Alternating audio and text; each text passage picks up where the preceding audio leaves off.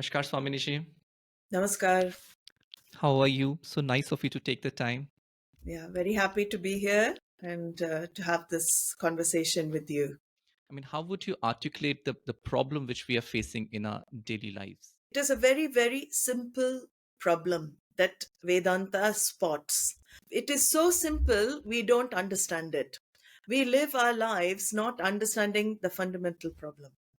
And so Vedanta begins actually unfolding first what the problem is that we're facing in life and what it boils down to. We may think there are many problems, but Vedanta says all problems, issues, challenges we meet are based on one fundamental issue. And that issue is I want to be happy. So I want to be happy. I want to be free from sorrow. This is the underlying issue for all humanity. Anywhere we are, we want to be free from the sense of sorrow. We want to be free from the sense of limitation. And we do all things in life to free us from this sense of sorrow, limitation, inadequacy, smallness, lack. You can call it many, many words. But it is an inbuilt urge. I find moment I start thinking as a child is an inbuilt urge. I want to be free from sorrow. I want to be happy.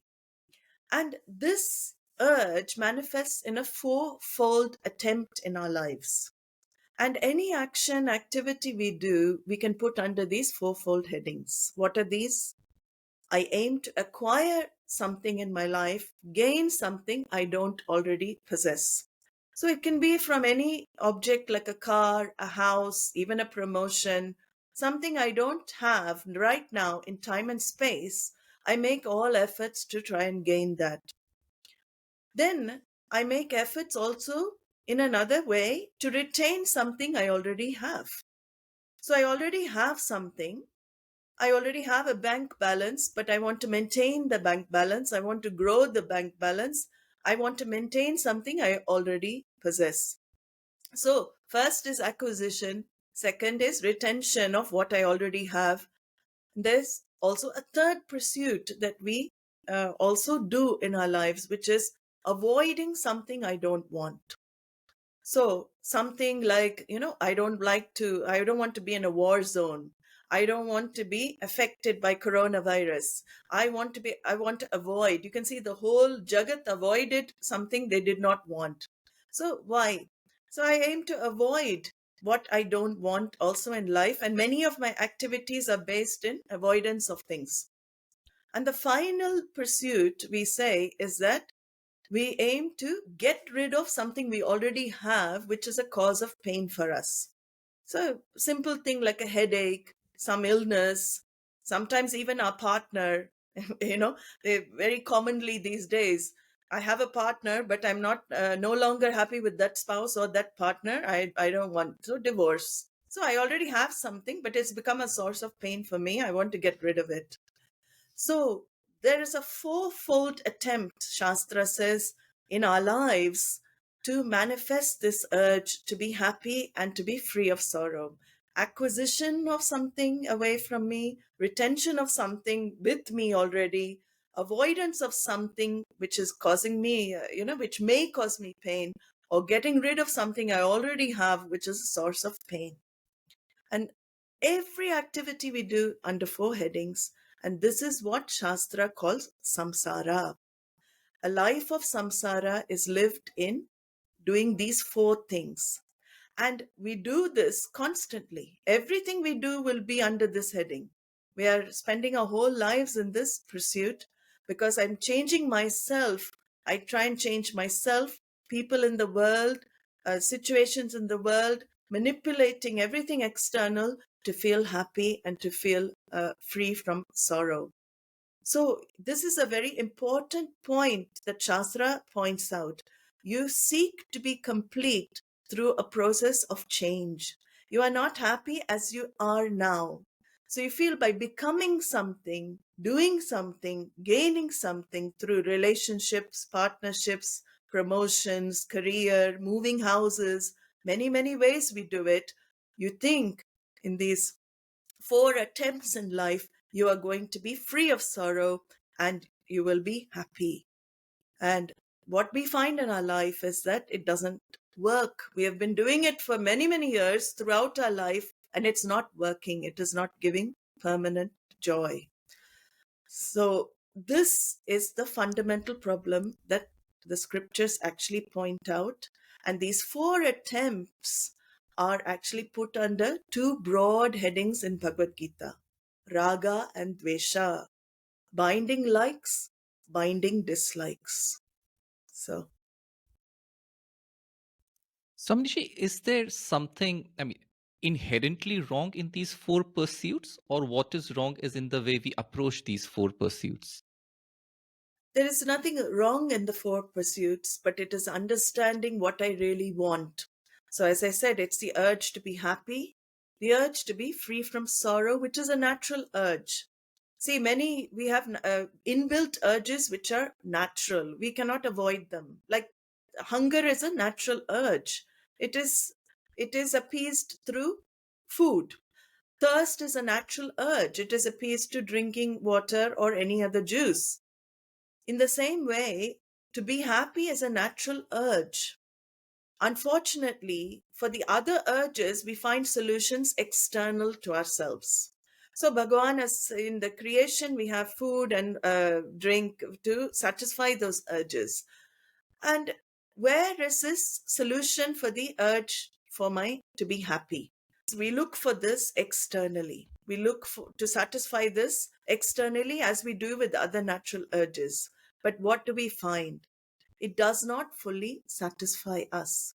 We have not been able to discover that happiness 24/7, that freedom from sorrow 24/7, which is what we want. We don't want happiness just for 1 hour in a day, or 1 week in a year, or 1 year in a lifetime. We want happiness all the time. And we're driven to seek that happiness externally. So these 4 pursuits are all external pursuits.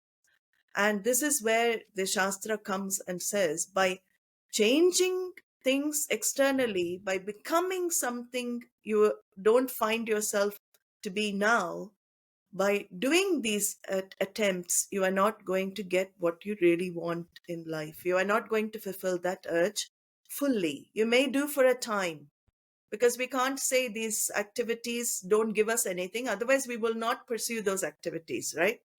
But for a time, if the circumstances and factors are conducive, we find ourselves happy. But does it last? That is the question Shastra asks. Right. And you mentioned that these 4 pursuits can then be divided into 2 broad headings of Raga and Dvesha. Yeah. Could you lead us through as how different verses of Bhagavad Gita tell us about this problem and the solution? So Raga means wanting things to be the way I want, wanting people to be where I want, and wanting to gain certain things. So Raga is intense or binding likes. We distinguish this, we use this word binding to distinguish just ordinary likes. See, likes can be just preferences. I can have a like towards something, but it only becomes binding when my happiness is dependent on it. So when my happiness is dependent on fulfilling that like, then we call it binding. In the same way, dislike also, I dislike something because it doesn't make me happy. I run away from it. So binding likes make me run towards things in life. Binding dislikes make me run away. So as I said, you go back to the fourfold samsaric pursuit. The gain and retention would be under binding likes. The avoidance and getting rid of will be under binding dislikes. And these 2 things will keep me in samsara, will keep my mind disturbed and occupied, and not, have the ability to be with itself, to discover ultimately itself, the self as the source of all joy, the self as the source of all satisfaction. So the whole idea with Bhagavad Gita. It is called Moksha Shastra. Moksha means freedom from all sense of limitation, inadequacy, which is what we really want. Through all the pursuits, the urge to be happy, free from sorrow is what we want. So moksha is the word used for that. It is not after death or anything like that. Liberation from the cycle of birth and death, we don't really know that. Freedom here and now is what we talk about. So Bhagavad Gita is a moksha shastra. It gives you the knowledge to discover yourself as the source of the happiness you seek. So in that search for happiness externally, you discover that the external has never given you what you really want. And Bhagavad Gita teaching come into the picture to show that this raga, fulfilling raga, dvesha constantly in life will keep you in the external world and keep you in that pursuit constantly. All the pressures and the stresses also which are associated with the external pursuits will have to be your lot in life until one discovers, my God, I don't need to do anything to be happy. Maybe I don't need to change anything to be happy. Maybe I can find moments of happiness just to be myself. And we all have had these moments when we look at a beautiful sunset, when we are listening to just music and we're absorbed with ourselves, when we laugh at a joke and we forget all our problems for the moment. I discover moksha in moments in my life. And this is what we love. When the seeker and the sought are fused into one, we love that. And that is called moksha. We've had glimpses of it, and that is what we're after constantly in life. Unfortunately, we are trying to find it in places where it is not fully available. And this is where Gita says that the Gita's teaching is that you have it with you. That is what Krishna tells Arjuna. The Gita Shastra is a scripture to remove the universal disease of samsara, not just limited to India. It is not limited to Bharat. It is universal disease for all. And he makes Arjuna see what the fundamental issue is. First chapter, Arjuna, he's like Krishna becomes super therapist. Arjuna is explaining all his issues, what he's feeling. And in that first chapter itself, we can discern the problem Arjuna has, which is intense raga and dvesha, which is intense like or attachment to his kith and kin. That is what triggers his nervous breakdown. He is very attached, he can't fight. And that type of attachment ultimately will lead to shoka, which is sorrow. So Arjuna finds himself growing into a sorrowful person. He can't come out of it. And he drops his bow, he drops his arrows, and this sorrow leads to another issue, which is called moha, delusion.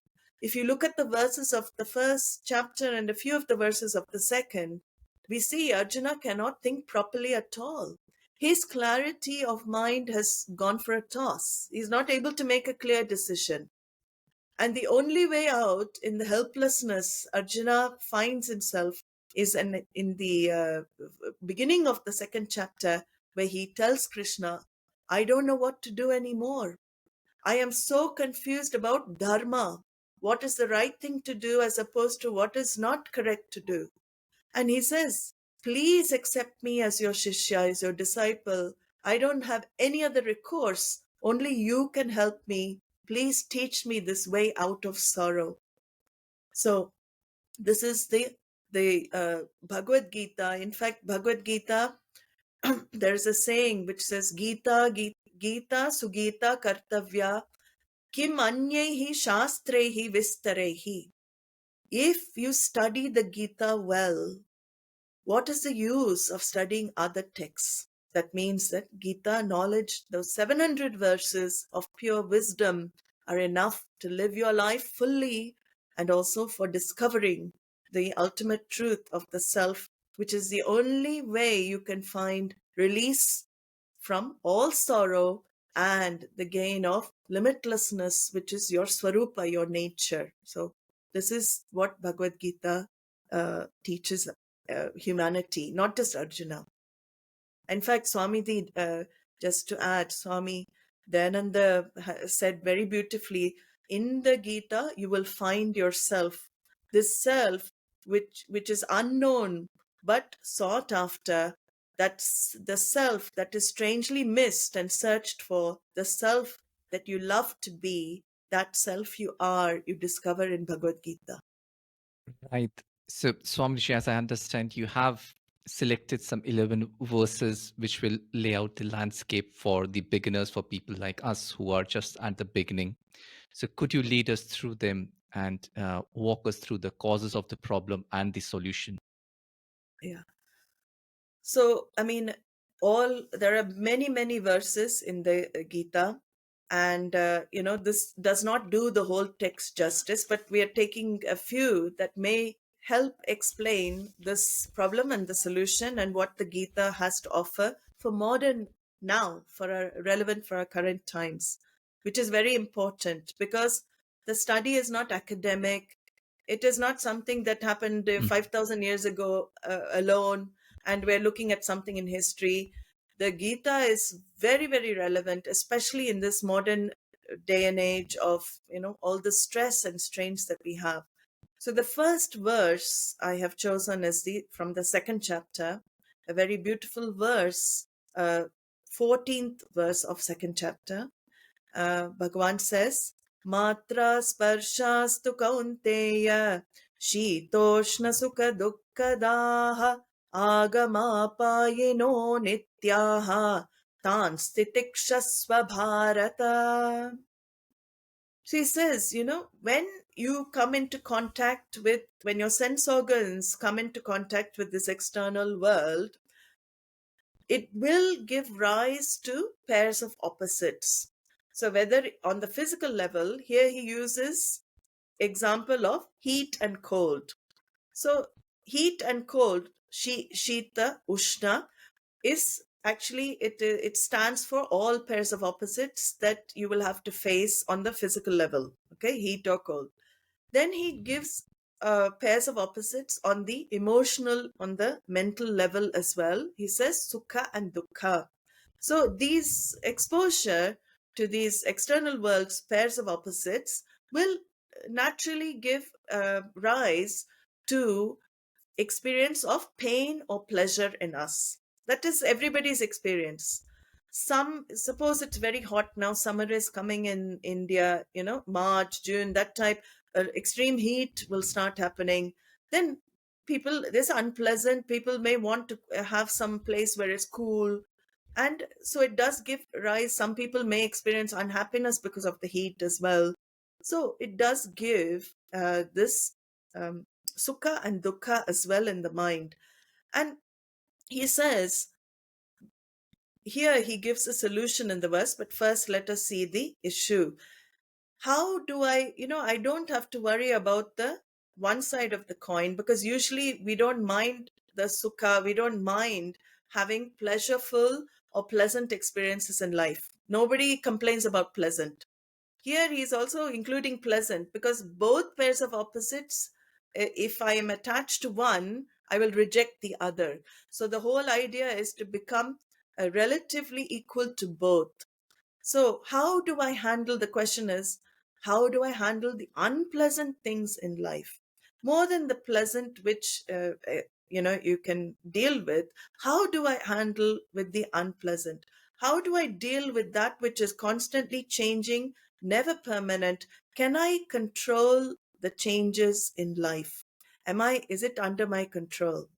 When a Greek philosopher said, the only constant in life is change, actually. And we find in the moments of happiness, suddenly it changes to a sorrowful moment, unpleasant moment. So whole life we're tossed between two things, happiness, sorrow, heat, cold. These pairs of opposites is what we call living. But here he gives us the knowledge here. We cannot blame the pairs of opposites for our unhappiness. What we have to face outside is already Ishvara Shrishti, it is given to us by Ishvara, an order. Whatever you want to call that order, we don't have particular names for it. We have in Sanskrit, but anything you can call it. But it is what I have to face. Swami Dayananda used to say, what is Ishvara. What I have to face is Ishvara. And that I cannot decide because it is the way it is. I can't keep complaining about the pairs of opposites. The world is built that way. But how do I deal with the pairs of opposites? I have to live with these opposites. I cannot escape from the opposites. How do I face when the unpleasant situations come up? So here is where Krishna gives the solution in this verse itself. This is our problem in life, our inability to handle one side of the coin. So that sorrow. So how do we handle it? So first of all, he says, you recognize that whole life is a time-bound existence. Everything has the nature of coming and going, coming and going. So when you're in a happy moment, know that it is going to go one time. This is a fact. It is nothing lasts forever. It is going to go. It's going to go one time. Similarly, if you're in an unhappy moment, unpleasant time, it is also going to vanish at some point or other. So whole life is about meetings and partings, meetings and partings. Nothing ever is solid and always there. So the arrival and departure, like in the airport, you see people when you're observing at the when you go to departures, there's a lot of tears of sorrow, but when you go to the arrivals, there's a lot of tears of joy. You see people, it's very good airports to see this, differences, people crying out of happiness, crying out of sadness as well. So this is where he says āgamāpāyinō. Everything in life has a nature of coming and going. It is anityaha. Everything is impermanent. It is transient, ephemeral, not constant. It is a fact of life.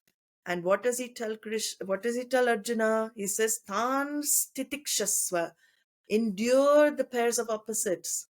It is like an endurance, a game of endurance. You tolerate the pairs of opposites, accept and then tolerate. Because understand, I don't call the shots in life. All the shots I do not call. And by understanding this fact, then I don't resist it. The problem in life is that we resist facts. The fact is a fact. Fact is, the definition of fact is that which cannot be changed, right? A fact is that which cannot be changed. Now, by resisting that which cannot be changed, Bhagavan says, look, who is the cause for sorrow? Not the pairs of opposites. It is your own reaction to them. So Gita helps us change our reactions to actions. We can take action, but we don't react. Reaction is an incapacity to accept a fact. So this assimilation, first verse is talking about assimilating the fact and learning to put up with unpleasant situations. In fact, there are many, many more things I can talk about. This verse, I could give one whole class for. It is that important, but we have a few more to, discuss. Adi Shankaracharya adds, as a spiritual aspirant, he adds a couple more qualifications, not just tolerating, not just enduring. He says, without complaint, cheerfully endure. Chinta vilapa rahitam, he says in Viveka Chudamani. Not this why me thinking. You should think, why not me? Good. This challenge is there to test me. This challenge, like a jet, a flight, a plane, to test its flight worthiness. It is put through so many endurance tests. The ice blocks are put into the jet engine, chickens, it is put extreme winds, extreme heat, extreme cold, everything, and then only it's ready, flight worthy to take off. The same way, human being put through many challenges, so spiritually we become resilient and we become strong. And as a spiritual aspirant, that is what Gita training is for. So chinta, without inside internal worry, and that how to avoid internal worry, Bhagavan tells later in the Gita. He gives a way of life to discover that, and also vilaparahitam, without constantly complaining, grumbling all the time about things. So this is the first verse which explains. Swamiji, before we move on to the next verse, there is the word here, titiksha, which Yeah, also comes across as one of the qualifications for the seeker. Could you correct. just spend a couple more minutes on this word, because it seems to be extremely important in whatever we do even in our daily lives. Correct. So titiksha, as I said, it literally means tolerate. But as we unfold it, what is to tolerate? Tolerate, we can tolerate many things, gritting our teeth, right? Tolerate sometimes has this feeling of, I don't really want to accept it, but I do it because I have to tolerate it. Here we're going a bit further than endurance and toleration as a spiritual aspirant. Here we're making the aspirant understand there is an order to all that is happening in life. See, that is why Ishvara becomes very important, the acceptance of the order that is Ishvara. Ishvara is pervading this whole universe in the form of various orders: physical order, biological order, chemical order. Even science cannot refute Ishvara. Science is not contradictory to our understanding, Vedic unfoldment of Ishvara. So once I understand that there is a reason for things to be the way they are, it is not under my control, it is a happening. Situations are given to me. Given means there is a giver. So the acceptance of the giver comes into the picture when I talk about titiksha. Then it takes another dimension. It doesn't just become tolerance, it becomes an acceptance.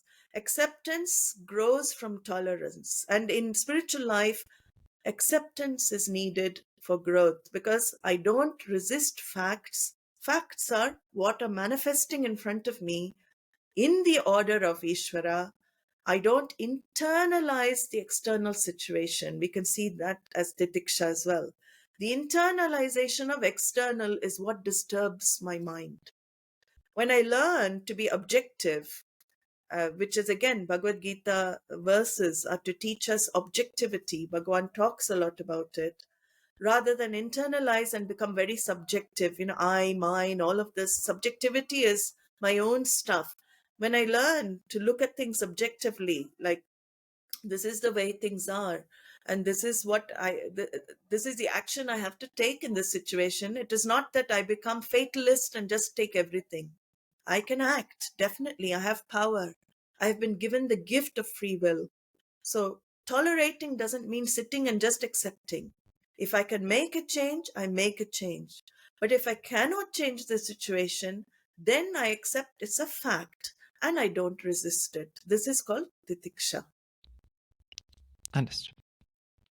And I think, which is I mean, the comment you added from Adi Shankaracharya, vilaparahitam, that becomes much more important, because you can endure with having a feeling, oh, I can't do anything, it's Right. all a lost case, or you can endure with an acceptance. Correct. In fact, he brings in another word there, apratikara purvakam. So there he says, sometimes we don't know the situation cannot be changed. We need Ishvara's grace to show, because we keep making effort after effort and effort, and the same Hmm. thing happens. So we spend all our lifetime trying to change. And there he says, without trying to make a change, accept it. Accept, gracefully. It is prasada. We'll see that. That is how Bhagavan trains Arjuna to get that samatvam, the equanimity over life.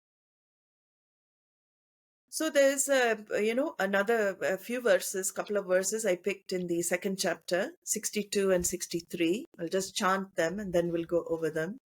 Dhyayato vishayan pumsaha sangasteshu pajayate sangat sanjayate kamaha kamat krodho bijayate krodhat bhavati sammohaha sammohat smriti vibramaha smriti bramshat buddhinashaha buddhinashat pranashyati. So this verse is also dealing with how we deal in the external world and the issues that we face as a consequence of our developing these attachments to the external objects and people in the world. So he says here very clearly, it is these couple of verses are called the eightfold, uh, eight, yeah, the eight runged fall of the human mind. So the mind goes down this track if it is allowed to go down this track. So we have to add that it is under my control, it is under my sway, um, up to a certain point, and then afterwards I'm not able to bring it back. So here Bhagavan says, dhyayato vishayan pumsaha, don't be careful, don't be mechanical in your living. Meditating, suppose I feel, I'm just giving an example. I'm in a mall, I'm in a shopping mall, and I go past a window and I see a wonderful dress or something that attracts my attention. This is a very, very mundane example, but sometimes it happens as well. Some dress that attracts me, and what happens? I keep thinking about it. Dhyayato vishayan pumsa. I keep thinking about that object. I can't stop thinking about the object. And that object is in my mind all the time. Teshu sangaha jayate. Then I start developing a fascination. I can't get it out of my mind. I want to get it. It becomes like sangat sanjayate kamahas. Desire is born. The moment it comes, I start dwelling. I keep dwelling without putting a rein to that thought. Then I get a desire in my mind. What is a desire? I have to do something to get it now. I have to do something to get it. And it's not binding. As long as I, leave it at this point, when I'm not bothered whether I get it or not, then I'm fine. Then desire doesn't cease to rule over me. I'm still in charge of desire. But what sometimes it could be the experience of people that the desire is overwhelming and I cannot fulfill it. When I don't fulfill the desire, when I'm not able to get what I want, Bhagavan says, kamat krodho bijayate. Anger is a natural consequence of unfulfilled desires. So actually anger, suppressed desire, manifests in a human being in the form of anger. Sometimes we don't know why we're angry. That's what Shastra says. It is suppressed desire. It is not external situation, person that makes us angry. It is our own anger that comes out triggered by external. So kamat krodho bijayate. If the desire is fulfilled, then I'm fine at this level. But here Bhagavan says, most of the time it may not be fulfilled, right? For many. Then what happens?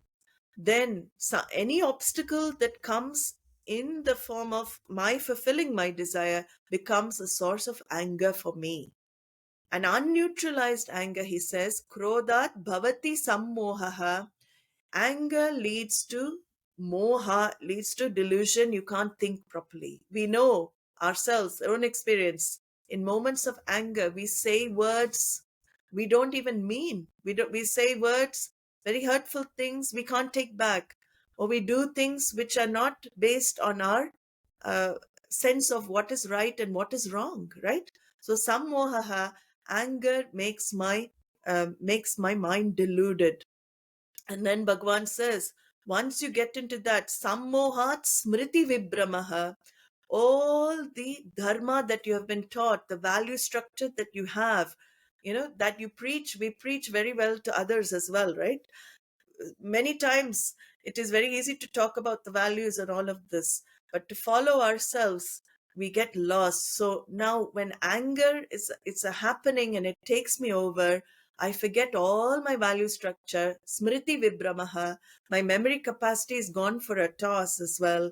And then my discriminative faculty is no longer functional. Buddhi nashat pranashyati. He says that there is a permanent destruction of the buddhi, of the intellect.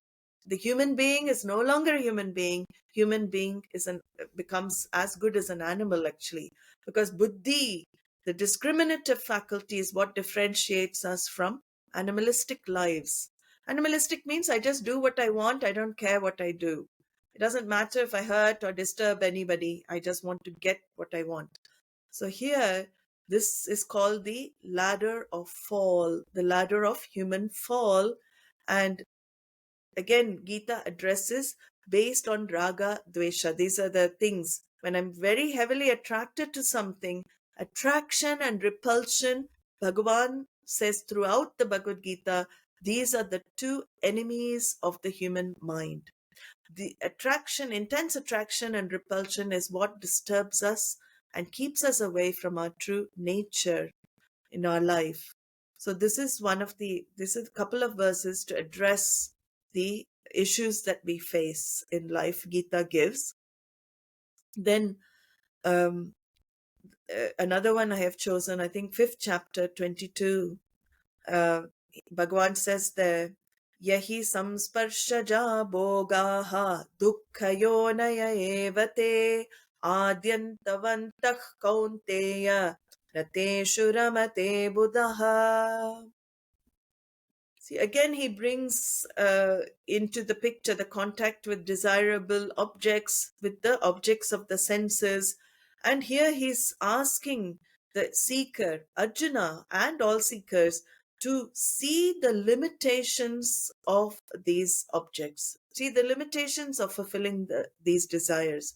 Because he says very clearly here, every object, everything in the external world, it has a potential to give you sorrow as well as pleasure. It has pleasure and pain inbuilt in it, which is very interesting because we think, when something is a source of pleasure for me, whether a relationship, it can be an object, it can be a situation, source of pleasure, the same thing that is a source of pleasure can turn into a source of pain. He says, look at that. Yahi samsparshaja bhogaha, when it is born of the sense contact, anything. Because everything has adi and it has an anta. It has a beginning and it will definitely have an end. So for every gain, there is a loss. There is a pain of acquisition of the object. There's a pain to retain the object. And there's a even greater pain when you lose the object of desire, right? So whether you can include human beings also in this pain, to be in a relationship, to, keep that relationship, to lose that relationship one time or other, anything that is born in time, lasts in time, will have to go in time. This is another fact of life. So here he says that be very careful. The world is made like this. You have to see the world is created like this. So any object that you find very pleasurable, be careful, Arjuna. The wise people don't go after it. They understand the nature of this world. They don't go after things of the world. If things of the world come to them, they don't resist either. See, people think that wise people will avoid, worldly, and this dichotomy of worldly and spiritual is made. There is no dichotomy here. For us, everything is spiritual alone. It is only our vision shift. There's no material and spiritual here. But we think the names and forms in the world will give us permanent joy that we want, but they don't. So Bhagavan is again reiterating, don't disturb yourself by going after again and again. So you have to see all these limitations. Even after you gain what you want, look at the limitations. He says, atriptikaram. Nothing is fully satisfying. Can we say one object, one place, one person, one situation has satisfied me totally in my life? Can I say that? I cannot say it. Why? Because I go after something else. If it had satisfied me totally, I would not make any other pursuit. I'd be like Ramana Maharishi, very happy, sitting on Arunachala and just be happy with myself, right? But the very reason that I go seeking again shows what? Nothing has fully satisfied me. So he says, atriptikaram, dukkha mishritvam, which we saw. It is mixed with a tinge of pain as well. It will come, it is mixed like that. And it is bandhakatvam. It can become binding. Binding means without it, you can't survive sometimes. You can't be without it. Binding is that all your happiness is dependent on the presence or absence of something in the external world. The presence makes you happy, absence makes you happy. In both cases, it is happiness. There's a nice saying. Some people leave happiness wherever they go. Some people leave happiness whenever they go. So there's with the change of words there, you can see that the presence of someone can make me happy. Absence of someone also can make me happy. But he says, these are the limitations of the external world. My happiness is constantly dependent on situations externally to myself. When I'm in that, I'm trapped. So these are the main issues that we have to face in life that Gita highlights, some of the verses.